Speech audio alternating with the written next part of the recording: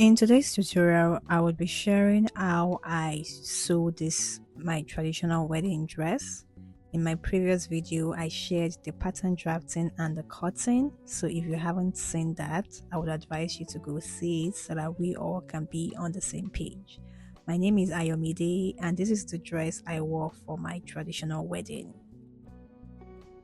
Alright guys, so I've gone on to cut out on the Asooke fabric and also on the lining, and I ironed interfacing on the Asooke. So this is the Asooke right here, and this is the fabric I'm using for lining. I've also ironed interfacing on all of them. This is the lining on the wrong side. I marked out the neckline for easy sewing because of the kind of neckline that I'm working on. This is the back. I've got the main back and also the yoke. This is the lining for the yoke for the back. Just like I did for the front, I marked out the neckline for the back too, the scallop area. I also ironed interfacing. Okay, so one thing I didn't do for the back was to iron interfacing on the main body of the Asooke. And if you're doing something like this, or if you're working with Asooke, please try and interface it as much as possible. It just helps sewing easier. Now to move on with the sewing, the first thing I'll do is place right sides against each other and sew it down by 1/2 inch, which was the seam allowance I added. I'll do this for all of my fabric pieces. I'll also do likewise for the back too. Pick the dart and sew it down. This is the skirt. We cut out the skirt in the previous tutorial, and I explained that for the front I'm going to be joining for the Asooke because it wasn't wide enough to cut the full skirt at once. So I'll be joining with 1/2 inch along the center front. It's no big deal, all right? So what I'll do for the skirt is to pick my darts and pick the dart on the Asooke and also on the lining. The Asooke is longer than the lining by about 1.5 inch. I did that to have an overlap. So this is the front skirt, and this right here is the back skirt, both lining and Asooke. Like I explained, I'll just go on and sew in my dart allowance on the skirt parts. I have gone on to sew in my dart as I explained earlier. That is the back, and this is the lining for the back. To proceed, I'll place right sides against each other and sew it down along the hem. First of all, you know the Asooke is longer than the lining. I'll sew it down along the hem and then lift up my lining so that it matches up to the actual length of the Asooke and stitch it down along the sides. This would help create the overlap at the hem. I'll do this for the back skirt and also for the front skirts. As for the front, I've gone on to join center front to side front together. I've also gone on to iron the seam lines open. This is the Asooke fabric, and I've got my lining right here. You can see it. So I intend to fix cups around the bust area, and I'll be explaining this later. This is the back. I've gone on to sew in my darts for the back, and I also ironed. As for the back yoke, I've gone on to turn the yoke with the lining. Alright, so this is the yoke.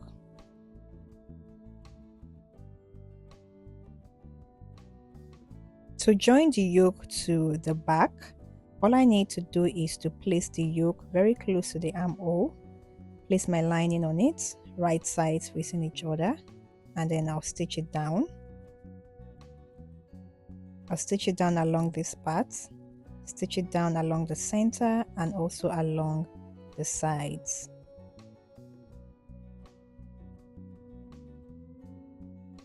And as for the front, to fix the bra cup, I've gone on to just pick like a dart on the cup. It helps to enhance the cup better. It helps it to stand. I'll place my breast mold underneath the lining. and try as much as possible to position my bra cup in a way that I believe suits it best. Once I've positioned it right, I'll use my pins to lock it down. So you want to make sure that the both cups are positioned in similar manner. After that, I'll proceed to my sewing machine and attach the bra cup to the lining.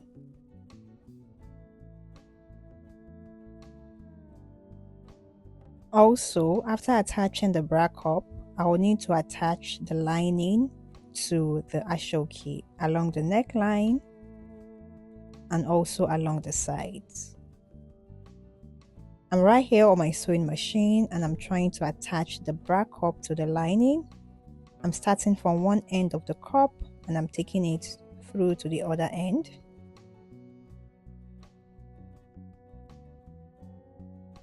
After I was done, that's what it looks like. Also, I decided to fix boning along this region of the cup, and I'm glad I did this because it helped to enhance the cup area. So I didn't want a corset for this dress because I wanted to be comfortable, and even though I make dresses, I'm not really a fan of corsets for myself. That's my personal style. So this is me here fixing as much boning as possible just to enhance the bust area. And after I was done, I went on to stitch the neckline down. So because I've gone on to use my pencil to mark out the neckline, it made it very easy to sew.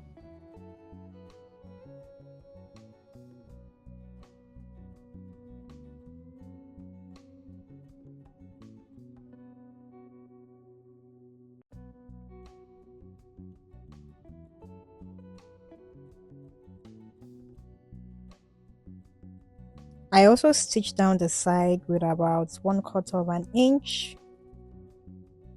I gave this a really good press. I notched the neckline.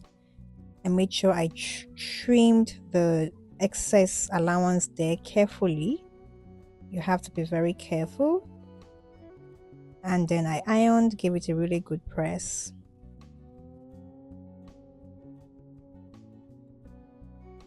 After trimming and ironing, this is what I have. I love the fact that the boning helped to lift up the bust area as much as possible. In fact, when I wore this outfit, I didn't even know that there was boning there, so it was as comfortable as I wanted it to be. Also, I've got the back right here. I've gone on to attach the yoke and the lining. Moving on, it is now time to attach the skirt part. Illustrating with the back, I'll be attaching the back skirt to the back bodice, both the left and the right. Alright, I'll also repeat likewise for the front too.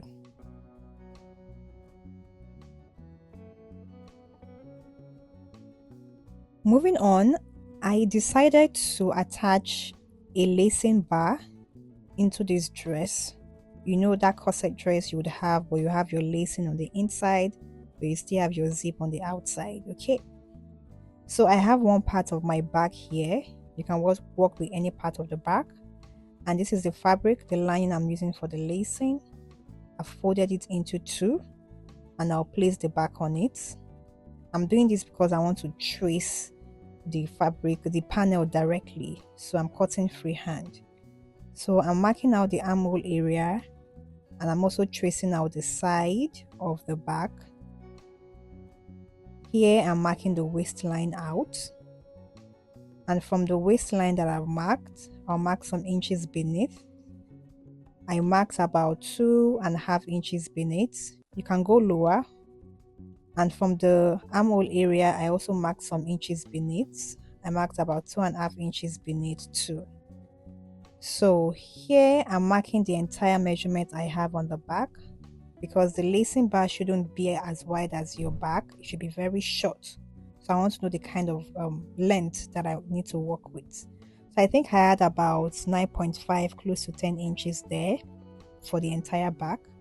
But for the lacing bar, I went for 7.5 inches, and then I ruled a line across and a line downward, and also ruled another line at the end too. Here I'm adding half an inch seam allowance all round, and I've got my corset bar or the lacing bar ready.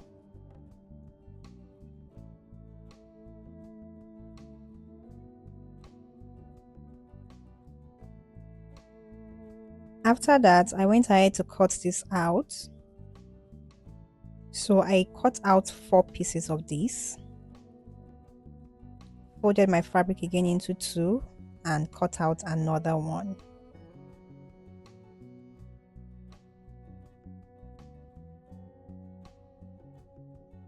So the whole idea is to have the bar or this lacing bar placed on the back this way. So it's going to be on the inside, and I'll still have my zipper on the outside. So now let's work on it properly. I've gone on to iron interfacing on all of them, and I notch the parts, the upper parts. I'll place right sides against each other, stitch it down along the upper parts, stitch it down along the sides, and also along the center back. I would leave that part open because that's where I'll be bringing it out from. This is what the lacing bar looks like after I was done. I've got the top part there, and this here is the center back. Next, I'll go on and sew down boning channels. They'll be about 0.5 inches wide, and I'll create as many as I want. I am done with that, and this is what it looks like. So I created 3 boning channels. You can add more, but 3 is okay. Then I inserted the boning into each of the boning channels.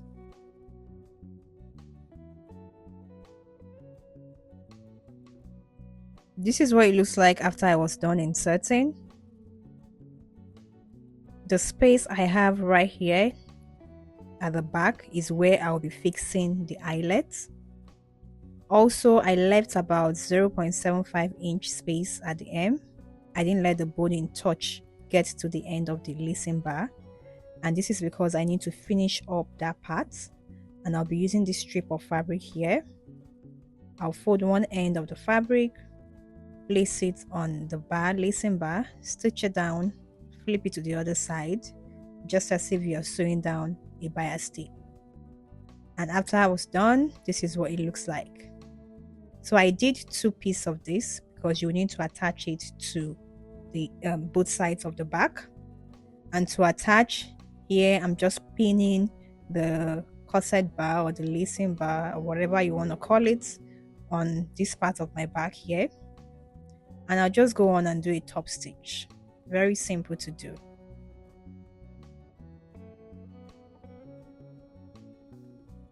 So I've gone on to attach like I explained.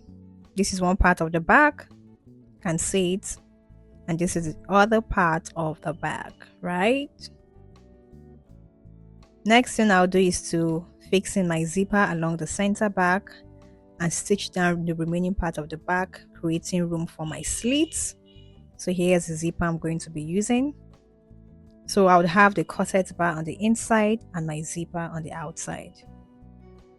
Also, I will be joining the fronts to the back, right sides facing each other.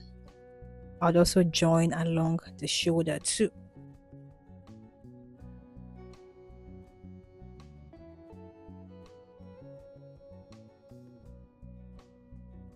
As for the sleeve, I would be working with a basic sleeve with minimal alteration, and I'm using my lining for illustration. So first thing first is to draft a basic sleeve. This line here would be the starting point. From there, I will take the length of the sleeve, and I went for a length of 25 inches, 25 and a half. 25 inches is the length and half an inch for the seam allowance. Also, I marked my cap length, that was 3.5 inches. Next, I marked my elbow length. Then I marked 7.5 inches, which is my round armhole measurement. I added seam allowance of 1.5 inch. Also on the elbow, I marked half of my round elbow measurement and I added seam allowance of 1.5 inch. At the sleeve length, I marked half of the round sleeve measurement and I included my side seam allowance too. I connected all these points together.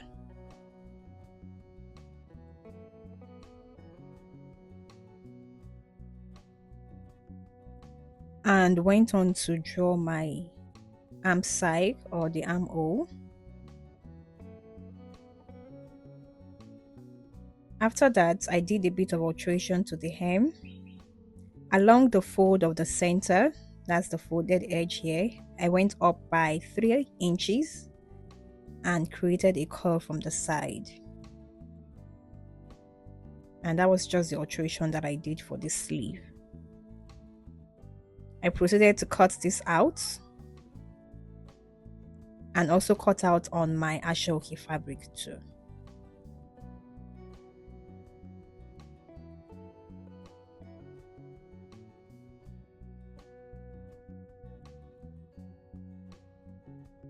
To work on the sleeve, all I did was to place the lining, the right side of the lining facing one part of the Asooke.